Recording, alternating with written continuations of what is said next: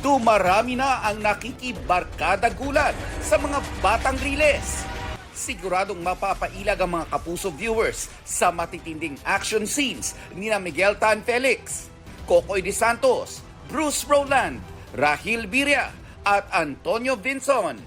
Laugh trip ang hatid ng ilang eksena tulad nito kung saan todo drama si Miguel at ibang drama naman ang hatid ni Stephanie. Sawang-sawa na ako sa third place, sa 500 pesos na cash!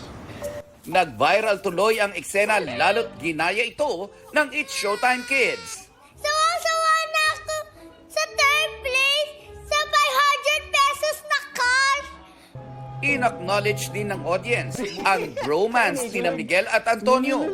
Kiss mo nga ako. Sobrang saya po namin kasi maganda yung feedback, lalong-lalo na kay Antonio. Proud kami dito. Masaya kasi maganda po talaga yung mga eksena.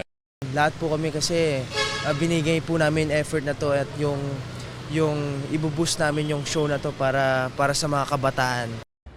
Nasa Cebu na ang mga batang Riles para makisaya sa Sinulog Festival.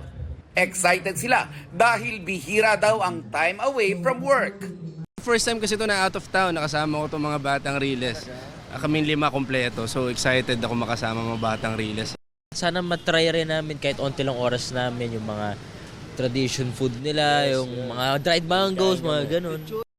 Wish daw nila kay Senyor Santo Niño good health, magandang samahan at marami pa ang ma-inspire ng mga batang Riles.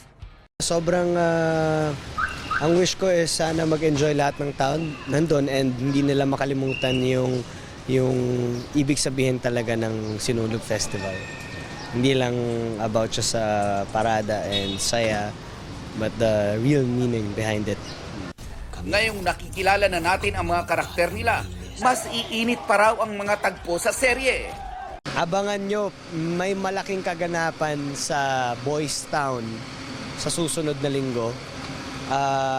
Abangan nyo rin na kung paano makaka-relate yung mga batang Riles sa isa't isa.